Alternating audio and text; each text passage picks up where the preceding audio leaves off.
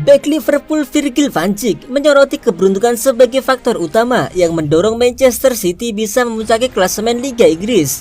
Manchester City melesat dalam perburuan gelar Liga Inggris musim 2021-2022 dengan memenangi 11 pertandingan berturut-turut. Berkat rentetan hasil positif itu, Manchester City mengamankan tempat di puncak klasemen dengan keunggulan 10 poin atas Chelsea pada urutan kedua dan 11 poin atas Liverpool pada peringkat ketiga. Liverpool memang memiliki satu pertandingan lebih banyak ketimbang Manchester City dan Chelsea. Hal itu bisa dimanfaatkan Liverpool untuk mengurangi keunggulan Manchester City menjadi 8 poin. Namun Manchester City terus menunjukkan performa impresif yang membuat mereka menjadi klub terdepan dalam perburuan gelar. Virgil van Dijk menilai keberuntungan telah menjadi faktor utama dalam performa brilian The Citizen baru-baru ini. Sementara Liverpool dan Chelsea harus berjibaku dengan para pemain yang absen akibat cedera dan COVID-19. Van Dijk mengatakan Manchester City beruntung karena tidak terdampak dengan hal itu. Mereka memiliki sedikit cedera dan beberapa kasus corona, dan itu sangat membantu, tutur Van Dijk dikutip dari Manchester Evening News. Contoh kecil adalah saya, Fabinho dan Thiago semuanya dinyatakan positif COVID pada saat yang sama. 3 pemain yang penting bagi tim. Klub besar seperti Liverpool masih memiliki pemain berkualitas bagus, tetapi ritme dan dinamika tim berubah pada saat seperti itu. Masih ada begitu banyak pertandingan untuk dimainkan, tetapi Anda juga membutuhkan sedikit keberuntungan pada tahap ini, tuturnya lagi. Manchester City juga sebenarnya diterpa badai COVID-19 baru-baru ini. Sebanyak 14 staf dan 7 pemain tim utama dinyatakan positif terpapar COVID-19, termasuk Pep Guardiola dan asistennya.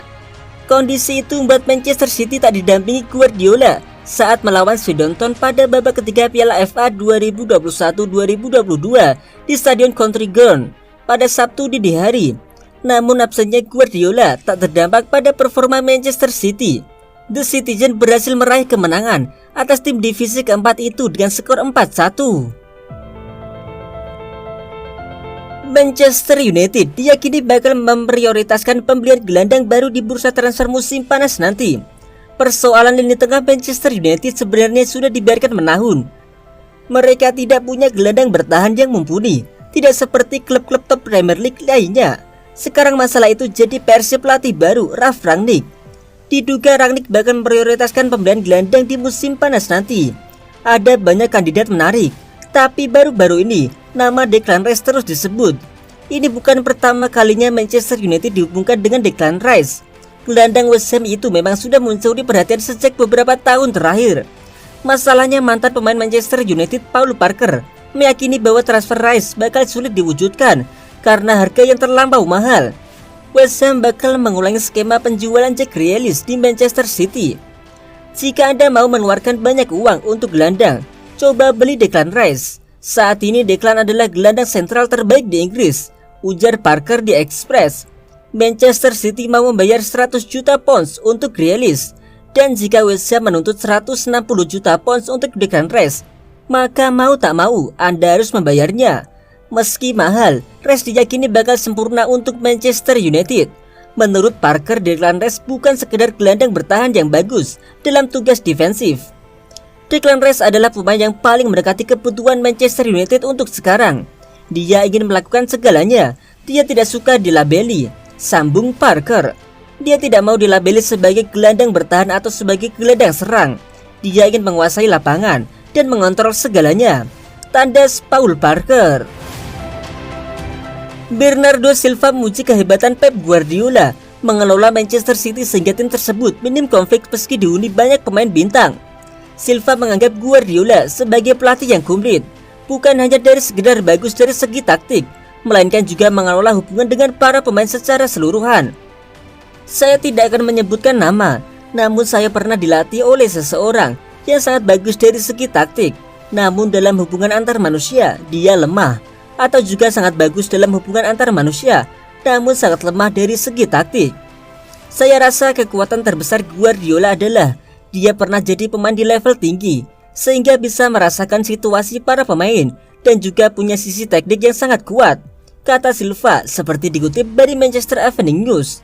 Silva mengakui bahwa Guardiola tidak mungkin sempurna, sehingga tentu ada beberapa pemain yang tidak menyukai kebijakan yang dilakukan oleh Guardiola.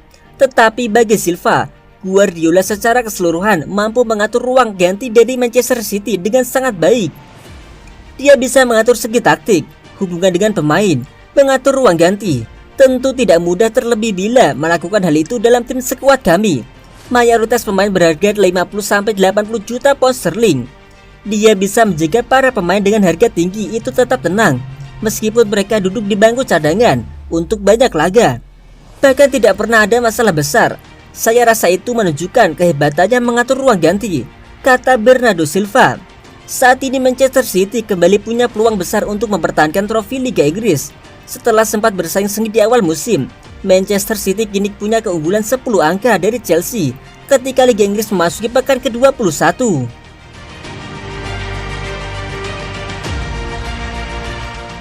Pengundian babak keempat Piala FA telah rampung digelar pada Minggu malam tadi.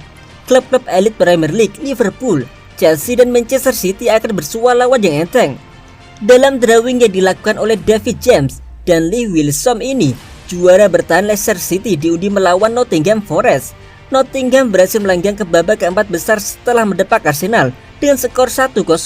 Sementara itu Liverpool yang lolos setelah menang 4-1 atas Wolverhampton bakal berjumpa tim divisi Championship Cardiff City. Duel ini akan dilangsungkan di Stadion Anfield. Sementara itu tim papan atas lainnya, Chelsea akan bermain di Stamford Bridge menghadapi Plymouth Argyle. Sedangkan Manchester City bakal menjamu Fulham. Duel sesama tim Premier League akan terjadi ketika tuan rumah Tottenham Hotspur menghadapi Brighton and Hove Albion di London Utara.